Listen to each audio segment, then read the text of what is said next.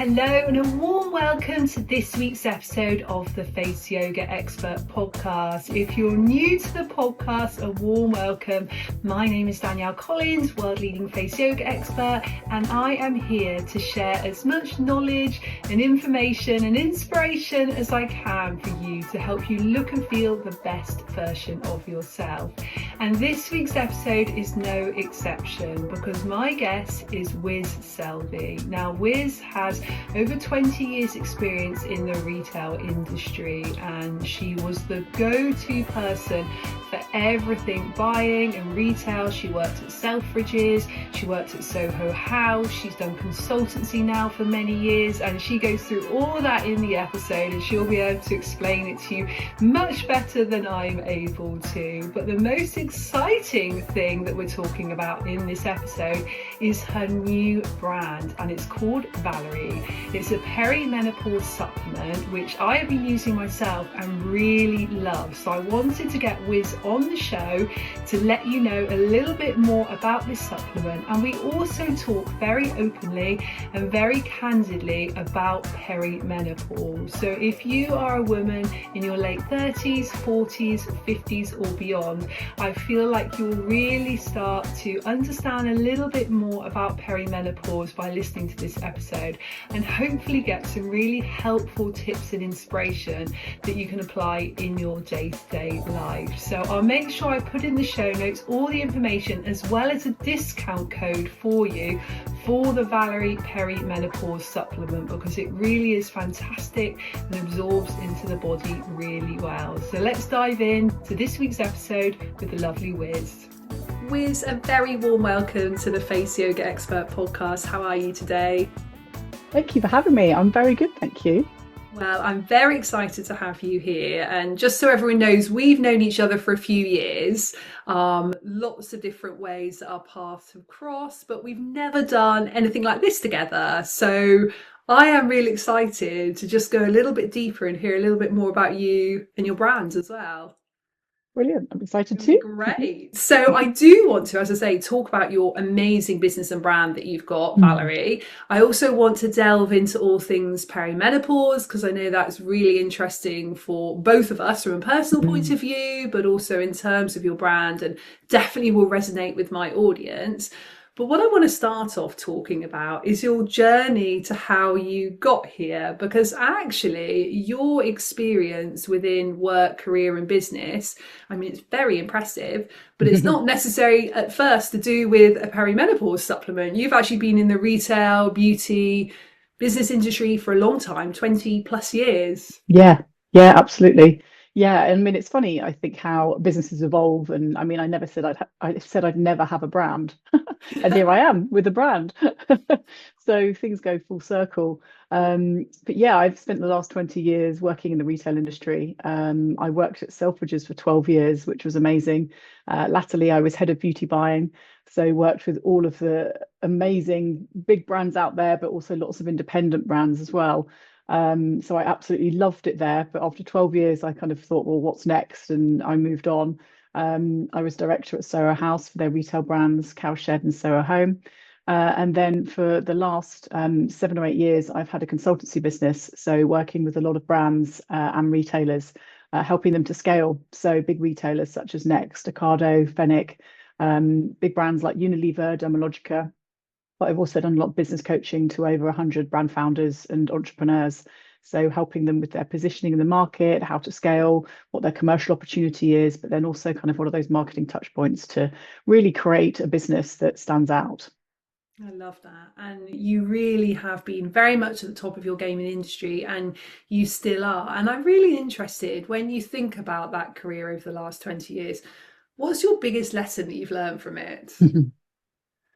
Wow, it's a great question. Go straight in there. Let's go deep straight away. Deep.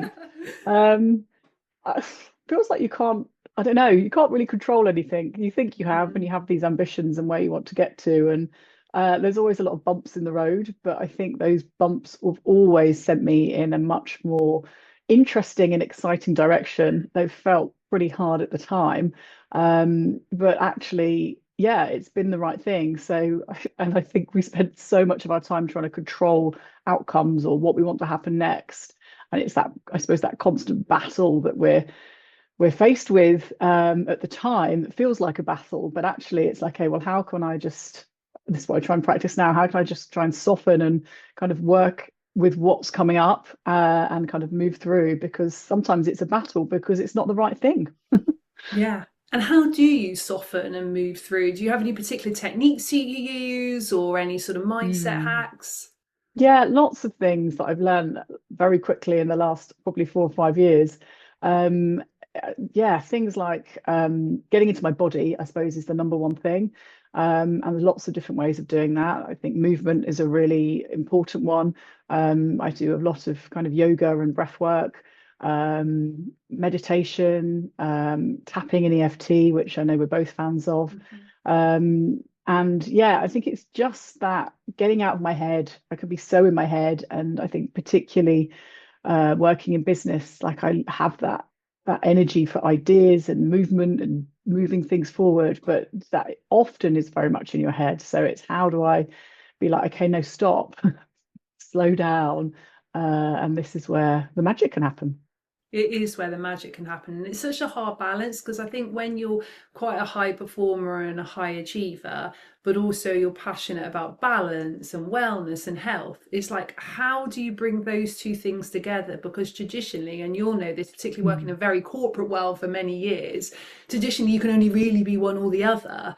Whereas Yeah. I know you do fuse both together and I try to as well. Have you found that easier since you went sort of freelance with your coaching and now you have your own brand? Or did you find it easier when you were sort of in one place, employed by one company? I mean, to be perfectly honest, until 5 years ago, I used to take the mickey out of people that did yoga. Oh, really? Yeah, Oh, see, yeah, I didn't know that side because no, I've always known you as into like the same sort of woo and wellness that yeah. I'm No, into. I've gone hard and fast into the Oh, woo. okay, you have. Yeah, Wow. yeah. I mean, and that was because had a complete, I suppose, I don't know. We'll get onto this, but Mm. burnout, was it perimenopause? Like, what was it? But it's like I suddenly just could not cope with life anymore, and hit a real wall. So I was kind of again forced into a situation where I had to look after myself and be like, well, what's going on with my body and my health and my energy, and how do I get myself out of this hole of what felt quite like deep depression at the time. So yeah, well, actually, corporate life, I was work hard, party hard, Okay. Yeah. constantly, and yeah, so it's been quite a fast transition, which is quite interesting. But yeah, I saw one of my old colleagues a couple of years ago, and I told her everything I was doing. She was like, "You used to laugh at me when I said I was going to yoga," and I was like, "I know, Wow. I know, hands That's up." so funny, isn't it? How you were just wildly different with it. Because Yeah, I know normally it does take something happening. I yeah, mean, for me, mine happened to be at 21 because that's when I had a mm, chronic illness and a burnout. So mine was yeah, sort of quite young in many ways. But, you obviously went through a good chunk of, your mm, 20s and 30s, I can yeah, imagine, yeah, living like that. And yeah, inevitably, you're going to burn out living like that. yeah, and I did. Yeah, yeah, Yeah, absolutely. And sometimes it does take for something like that to happen for you to actually go, right, I need to mm. completely change everything I do. And what was the first thing you did when you were like, okay, I'm exhausted, I feel down? What was like your first stepping stone? For me, it was starting to do a bit of yoga. That was my first sort of gateway entry into the wellness world. Yeah, I'd started to dabble with yoga and I found it really hard at first. And I think, again, there's this high performance pressure. And I remember going and I'd hurt myself because I'd be like, well, trying to get into these poses or just couldn't do it. And yeah, so I kind of dabbled in and out. And the big thing for me was actually getting a coach. So I got a life coach and I got a business coach because I thought those things are very separate, which I then now realize that actually they're very intertwined. Yes. And so that was quite an interesting evolution as well. But yeah, I think just having somebody to talk to and unload all of this feeling and emotion and everything that I'd bottled up for many, many years. I'd bottled up a hell of a lot of emotion. And it was, yeah, learning to get that out because when I first started working with coaches and even doing things like tapping, which I'm a big advocate of. One of the key things there with tapping is, okay, so how do you feel? What is your emotion? And I remember being like responding, going, I don't know. I couldn't feel anything.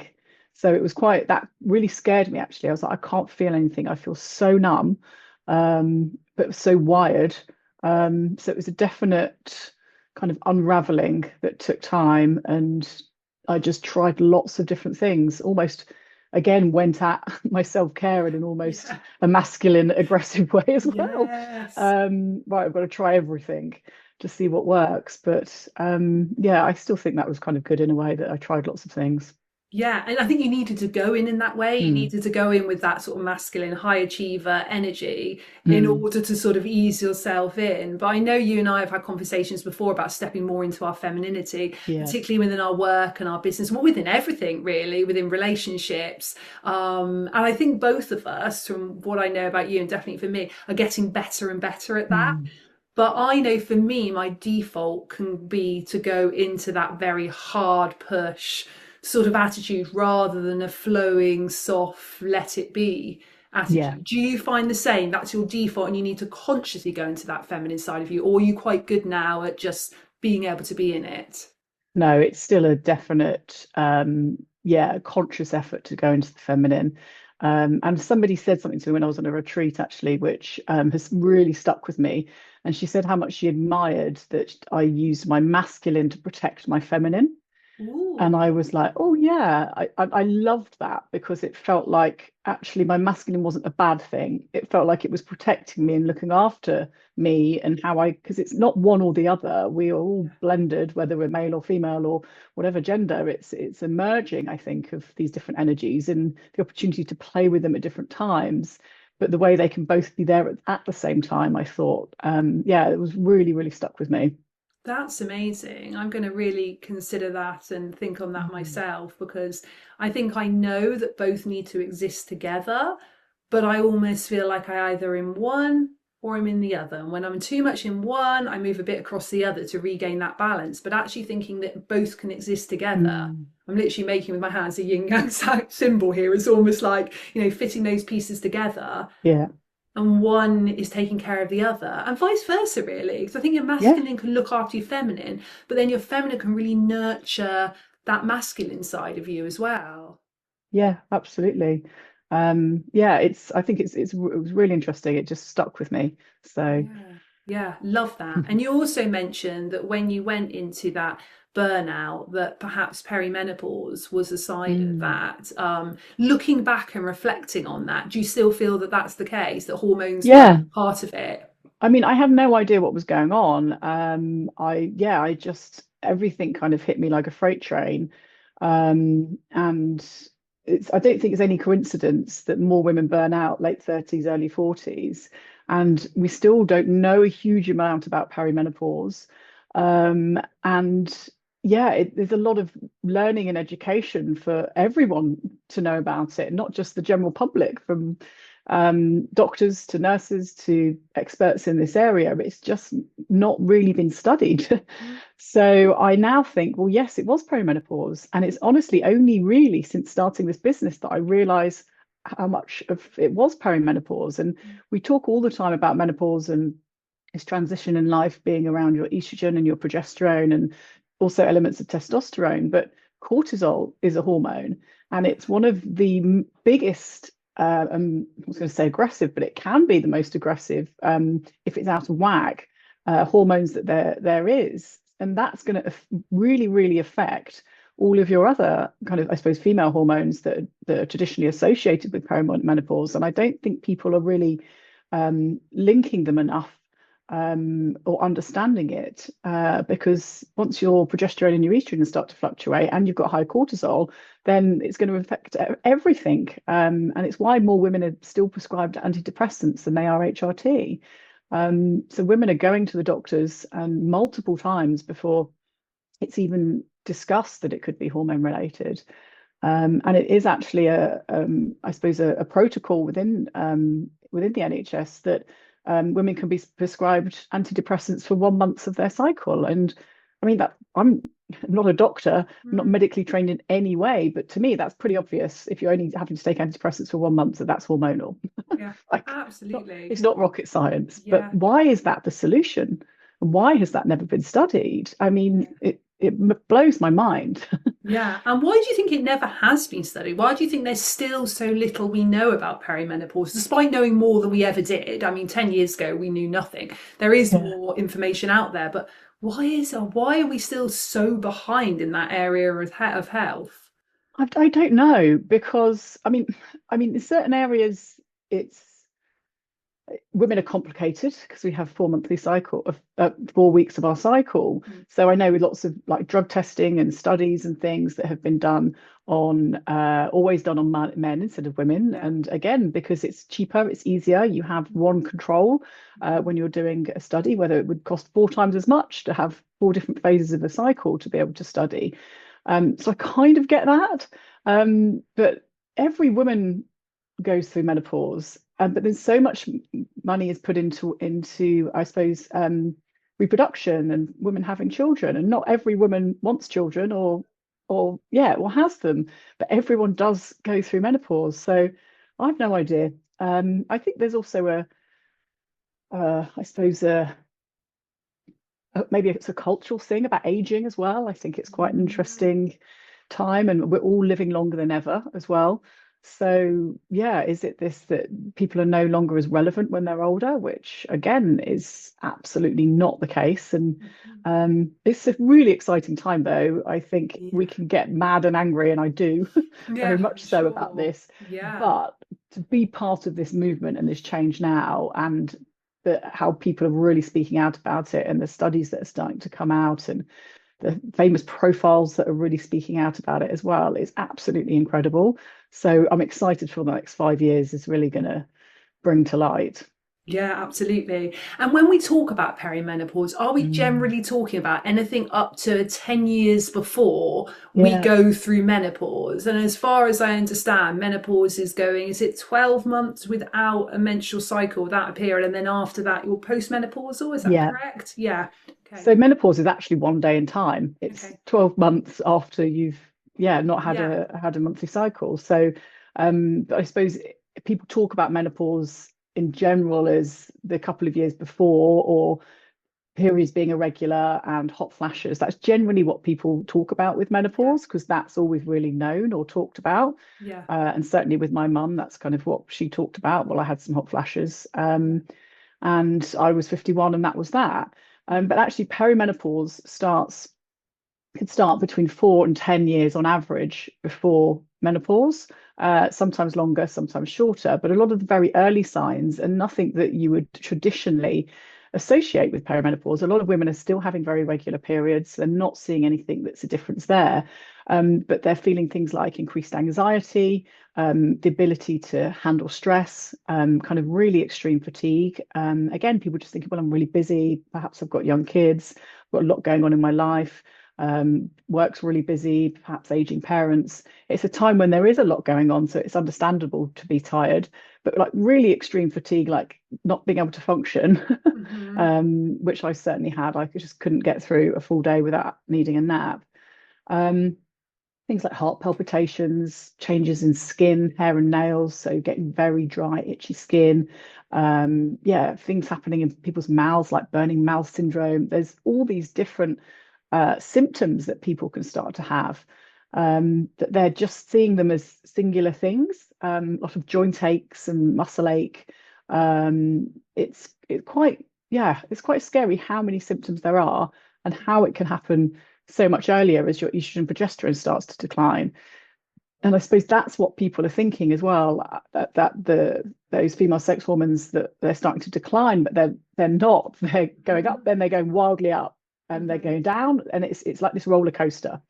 So everything is just a bit wild for a number of years, which is why it's causing all these different yeah, different symptoms.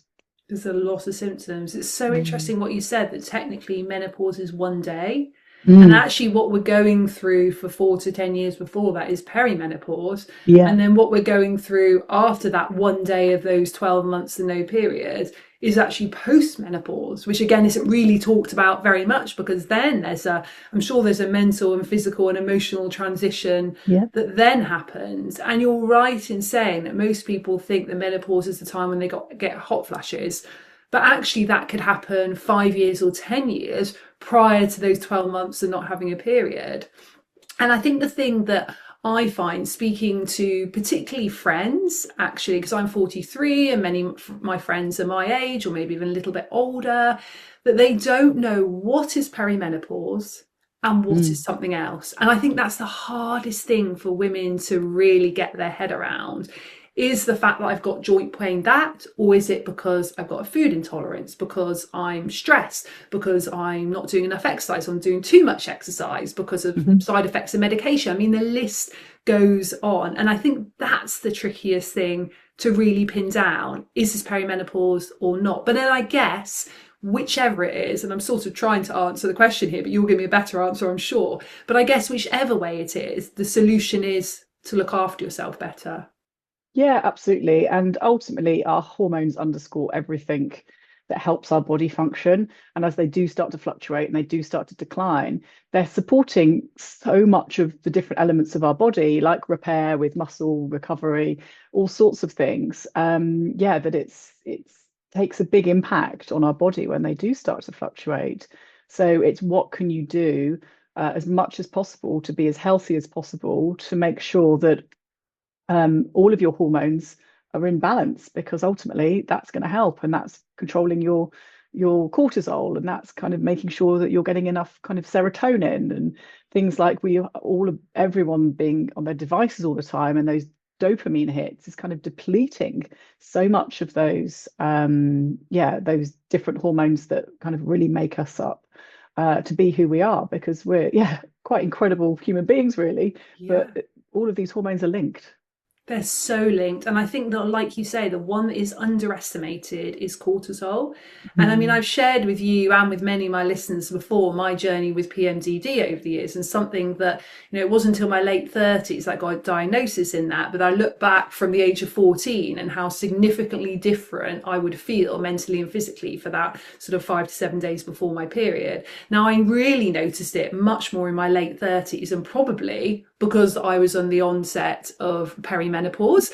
And as we know, PMS symptoms can get much worse then. But again, Mm. maybe because cortisol levels had raised up. But what I've really found, and many people ask me, both in my role and what I do professionally, but also personally, how I've been able to manage that, particularly over sort of the last 3 or 4 years. And for me, the biggest thing I've done is lower my cortisol levels, because when I do that, I can get what I call just PMS symptoms rather than PMDD symptoms. So for me, PMS symptoms can maybe a little bit of breast pain, a little bit of irritability, but actually PMDD symptoms, I can sometimes feel like I've got full body flu, or Hmm. I can feel like my mind is just going to a really overly emotional place. Yeah. And that irritability can turn into sort of real anger or really going to depression. And then the minute my period starts, I'm completely fine.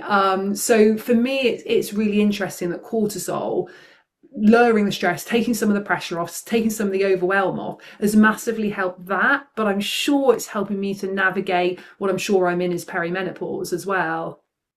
Yeah, absolutely. It's just so linked. Hmm. Mad.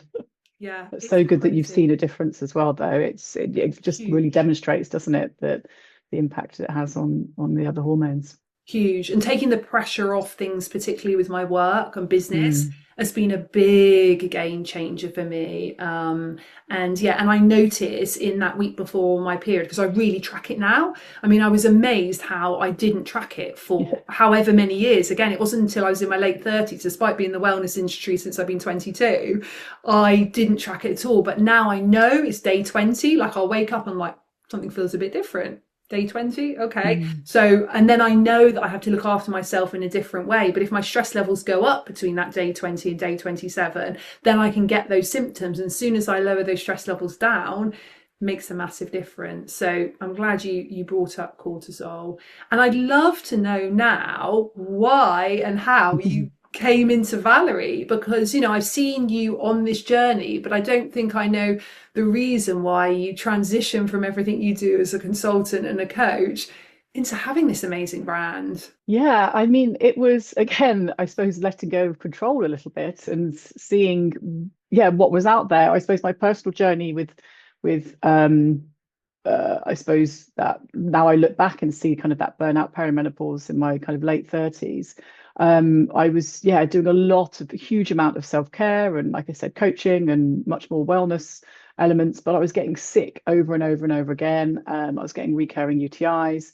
Almost probably I had one almost for a year, and I was just getting so fed up. With just keep having to have antibiotics. And then I ended up in hospital in America when it had gone to my kidneys. And then I came back and I was just so fed up. I went to the doctor and I had a load of tests. They said to me everything was fine. I was like, I'm not fine. Like, I'm just not fine, but I don't know what it is. Like, what's going on? And they just said to me, well, are you depressed? And I said, look, I'm not depressed. I said, I was, but I've come out of that and I've done a lot of work myself on that when I was feeling absolutely miserable. And I was at the point where I just didn't really want to socialize, but I moved myself out the last couple of previous years, and I was really proud of myself for that. So I didn't want them to say, you've got to go on antidepressants. I said, I do all these other modalities and self-care and wellness. And they were like, well, if you don't want antidepressants, then he's like, well, she was a woman, and she said, just don't get so stressed. And I was like, oh, Yeah, cool. oh, easy. That's the answer. Easy. And then I just came off the phone and burst into tears. I was so frustrated and angry. And then someone had recommended a nutritionist and naturopath. So I booked an appointment with her and had a number of different tests. And I saw how depleted my body was in vitamins and minerals. And I was like, wow, this is crazy. So I was then taking supplements. I was probably taking 20 in the morning, 20 in the evening, and about kind of 6 to 8 at lunchtime. And gradually, probably after 3 months, I started to feel a bit better. And then another 3 months later, started to feel a bit better after that. And kind of different things started to happen. And yeah, definitely saw an improvement. But I was spending a fortune, like probably hundreds of pounds a month, and taking all of these tablets. And yeah, it was exhausting. And then I thought that, well, there must be a different way. And then realized that you can actually there's different ways of getting vitamins and minerals. You can get an IV drip, but that's hugely expensive. It takes a lot of time as well to do that every day. That just wasn't feasible. Yeah, and then I found out about kind of this liposomal technology, which is where actually the nutrients are protected, so they can actually get into your bloodstream. Because a lot of the pills and powders that you take, it's very hard for your body to absorb them. You hear about people saying, well, you've got to have your turmeric with black pepper, you've got to have this vitamin with food, you've got to have this one on an empty stomach, you've got to have another one, but don't take that at the same time as your iron, for example. There's a lot of complication around what you take and when. But when I realized there was a liposomal formula, you can actually take that and the nutrients are protected, so it can get you through your digestive tract and can actually get into your bloodstream. I was like, wow, this is a total game changer. But actually, you could only really get those in single ingredient formulas. So again, they were quite expensive. So I kind of just carried on. I took kind of one or two, but carried on taking my normal tablets. And then I bumped into my co-founder, which was kind of, I was just feeling like something was going to change in my life. I didn't know what it was. Again, that trying to battle versus, I suppose, try and just wait and see what happens.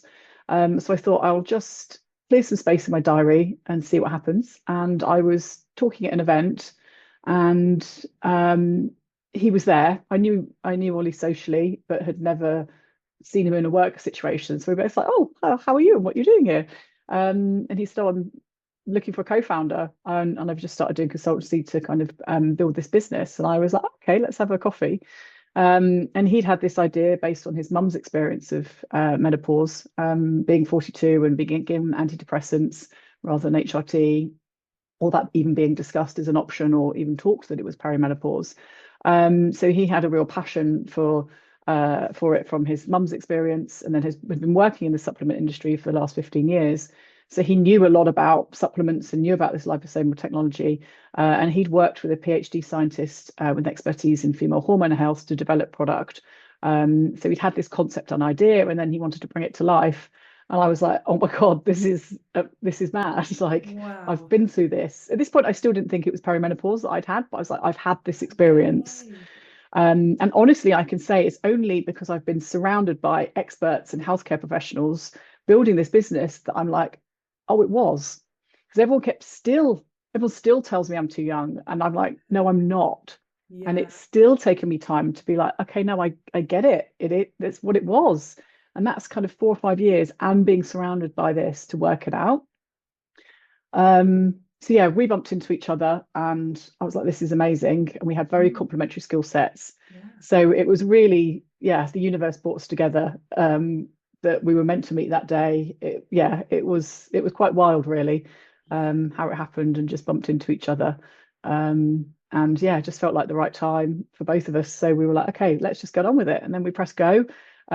We, yeah, had a meeting and he showed me his ideas and then we built more on those ideas.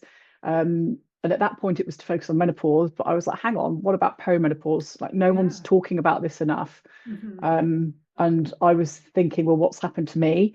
And how can I be a spokesperson and talk about my experience in this, which I think is always really powerful if people can relate to somebody as well. So that was also a big shift for me to think about how do I bring my personal experience and talk about it, because that I had a lot of imposter syndrome about that as well. Um, yeah, so that's kind of how it started and how it evolved. And it's evolved a lot since then, but That's it was amazing.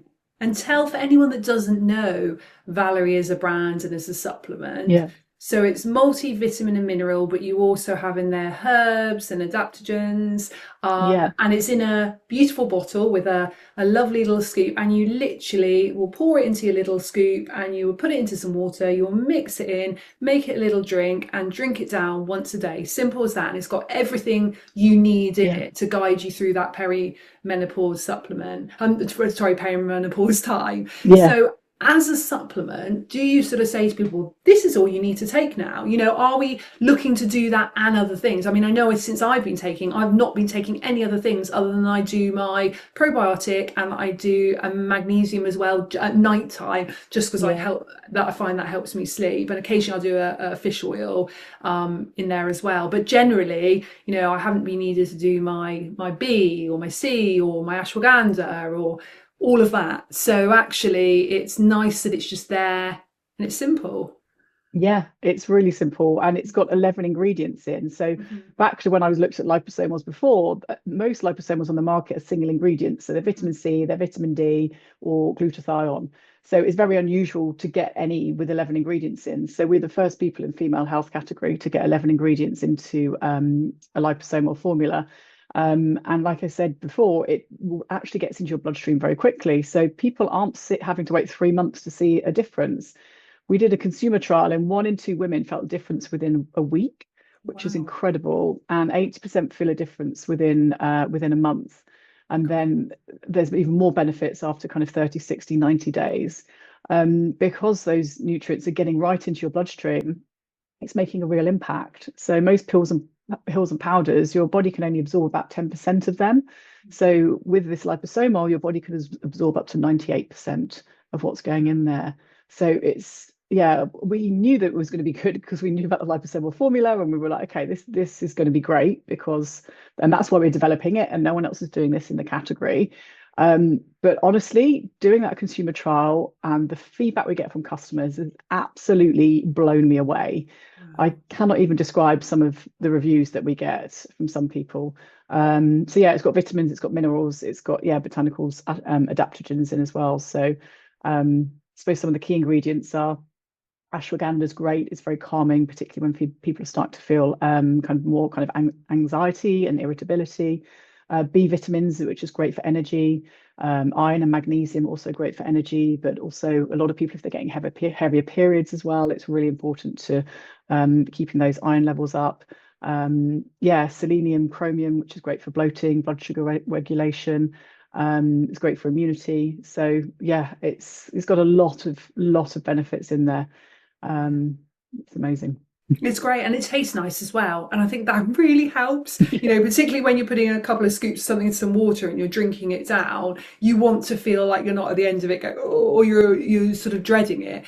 What I like about it is rather than getting out what I did have was a box full of different things and going, okay, so I'm going to have that pill for that and that supplement for that and that for that. It now is, well, going back to what I just said, it is just so simple. You take it, and for me, I don't know if this is right, but I take it usually with my breakfast in the Yeah. morning. So like this morning, I had some eggs, and then I made myself that, and then I had some Greek yogurt and some berries. So I just had it as part of it. Do you recommend that, or does it really need to be taken on an empty stomach? No, it doesn't matter when you take it, Okay, ideally in the morning, okay, because you're going to get the benefits throughout the day of the calming and the more energy. okay, So that's really helpful to have it in the morning. But if you forget, it's fine to have it later in the day. okay.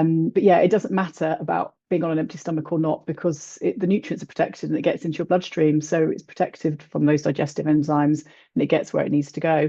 So yeah, some people have a shot off the spoon or some people mix it in a drink. But you don't have to worry about all of that faff about when I should be having it and why and with what. So That's yeah, the good. only thing is not to put it in anything hot.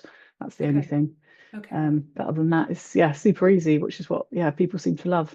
I think that's good, and anything that can simplify our lives and make things easier. But Mm. also, what I'm understanding about it as well, and again, you'll be able to talk more on this, I'm sure, is that actually it's healthier for you to take it in that form than it is to take it in a tablet form because of all the extra fillers and the coating and everything that come in a tablet form of something like, let's say, a B vitamin or a vitamin C. Yeah, and I mean, supplements vary wildly, but yeah, we don't use any artificial colours or preservatives in there. So the preservatives we use are rosemary and sea buckthorn. So yeah, it's got none of those hidden nasties, and certainly with some of those capsules, there's kind of lots of yeah, it depends. They do vary, so you have to look at your ingredients label carefully. I think with everything, don't you? So, but yeah, we can definitely guarantee there's no artificial sweeteners or yeah, hidden nasties in there, which is good. Which is really good, absolutely. Mm. So, as well as obviously taking your Valerie supplement every day, what other things do you find personally are really good for helping you navigate the perimenopause symptoms? So for me, it's yeah, being really strict on my self-care and boundaries. That's Hmm. boundaries with myself and other Boundaries. people. Hmm. Um, so healthy eating is a non-negotiable. I've always eaten quite healthily, or got more and more healthy as I've got older. But the thing for me actually is eating enough. So Mm. I've always, and I always found it quite easy to lose weight. I've always been quite lucky with my weight and figure, and I just be like, well, if I want to lose a bit of weight, I just wouldn't eat as much for a couple of weeks and or a month, or if I had a target or something. Whereas now I started to do that again once I was in my 40s, and I almost put on, well, I think I did put on more weight because of Wow. my blood sugar was all over the place. And I think again, your body doesn't know what's going on, so it starts to kind of store fat because it thinks, well, when's the next meal coming? And I could be in danger. So you're going back to caveman times, your body can't quite tell the difference. So again, I think that's really linked to your hormones. So for me, eating enough is really important. So upping my protein is a big thing. And again, I do eat a lot of meat and I love meat, but still I don't think I get enough. So it's adding in a protein powder, it's making sure yeah, eating things like you said, Greek yogurt to try and kind of get the amount of protein up, or kind of having a kefir drink as well. So trying to get that up so I feel full enough, because also if I sometimes go to bed hungry, it really affects my sleep. Like I Hmm. just feel like everything's such a delicate balance these Oh, days. it really is. It's like it's exhausting. I And you see all these know. memes online, it's like things you've got to remember to do, like take I know. vitamins, do this, eat enough protein, get your 10,000 steps in, do Oh, your I know. weights. But So true. Yeah. Well, I think welcome to midlife. I think, yeah. whatever our situation is, whatever we have going on with our personal life or Mm, career, I think that it does constantly feel like we've got lots of plates in the air that we're trying to keep spinning. yeah. And occasionally some of those plates do drop down, and occasionally we have to accept that's okay. And we just have to do our best. I Yeah. think that's the thing. Just do our best with what we know and give ourselves a little bit of grace if we're not able to do it all. Yeah, no, I completely agree. I think that's really important because we can't do it all the time, and then we'll learn our lesson and we'll move on again. But I do think perimenopause is a massive opportunity to reassess our life. It's almost, I think, as women, we're very much do what we should do or we ought to do. And I suppose that good girl syndrome that we very much often been brought up on, and we try and do everything by the rule book. And it's quite interesting. And then almost, I think perimenopause, it's almost like if you're not living in alignment with who you truly are or what you truly want to be doing, or who you're hanging out with and spending time with, or where you're spending and giving your energy, your body just goes no. Yes, that's so And true.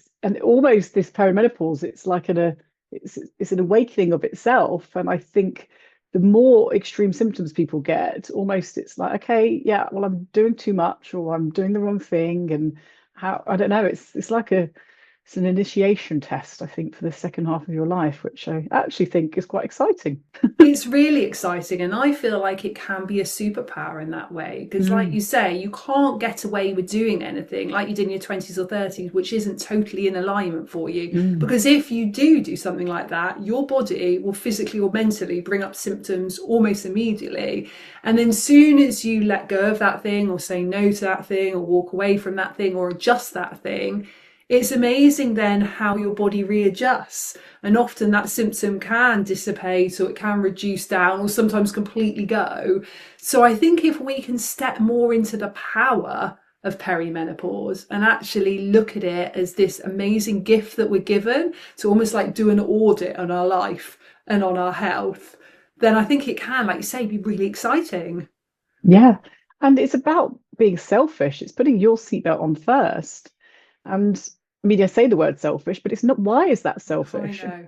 I know. Well, as It's women, we've not. been conditioned that that is selfish. You rarely find a man who says that it's selfish to go and do Mm, something they enjoy doing. So, yeah, and also I think that's what this era is about. I think us women that are going through perimenopause and menopause at the moment are here for a reason on this earth, in this lifetime, at this time, for the reason that we are meant to break those cycles, yeah, break those cycles that perhaps have been happening for generations and for hundreds of years. And now we're the ones that are standing up and saying it's not selfish to look after yourself. It's not selfish to do a bit more of what lights you up. It's not selfish to say no to things that aren't in alignment for you. And also, it's good to talk about your body and the symptoms you're going through. I really do think we are the first generation that are truly talking about perimenopause and menopause. I don't think there's been a generation before that were actually talking about it. And like you say, they might say, oh, well, I had 6 months where I went through hot flashes and that was my mm, menopause. Well, actually, that's all that really was said. And we weren't actually talking about that this goes through a decade often of a process, and sometimes longer. So I think the fact that it's even a conversation now is huge progress for women in general, and definitely for for the women that are behind us, the ones in their 20s and their 30s that are soon going to come into this stage. yeah. And it's not about putting bit of sticky tape over it and just hoping everything's going to be okay. And Yeah, I'll just plow on. I'll just have another coffee to get me through the yeah, day. It just doesn't work anymore. It's no, not enough. You can't do that. The body says no, and you've got to look after yourself. And whether that is stopping to have 5 minutes to yourself and just breathe, or stopping and having a quick shot of Valerie, or it's, yeah, yeah, pausing to just shake your body out, yeah. do something for you, even if it's 5 minutes. But Yeah, definitely. I completely agree with that. And I think it's also getting comfortable with the uncomfortable. So actually, starting to have some uncomfortable conversations where you have to let certain people in your life go, or you have to walk away from certain situations. And again, I think this is the first time, maybe even in history, that women have stood up and done that. And I see that happening so much more with peers I know in the industry, but with friends as well. And it's not always easy. It's not always easy to go through that, but I know that we know that we always feel better on the other side. yeah, absolutely. Yeah, it's finding your true self, I think. It's peeling back the layers and seeing who's in there, letting her Exactly. out. Letting her out. Completely agree. And final question I want to ask you is if you could share with everyone your top tip for feeling true inner peace and contentment, what would that be? Listening to that feeling or that little voice that's telling you what you want to do. Like, if you're not sure, you're not feeling great, just be quiet for a moment and just be like, what do I really want? And something will pop into your head and just go and do it. Yeah, definitely. Having that awareness and that moment to listen. Yeah. Yeah, absolutely. And Wiz, if you could let everyone know where they can find out more about the amazing Valerie supplement and about you as well. Yeah, absolutely.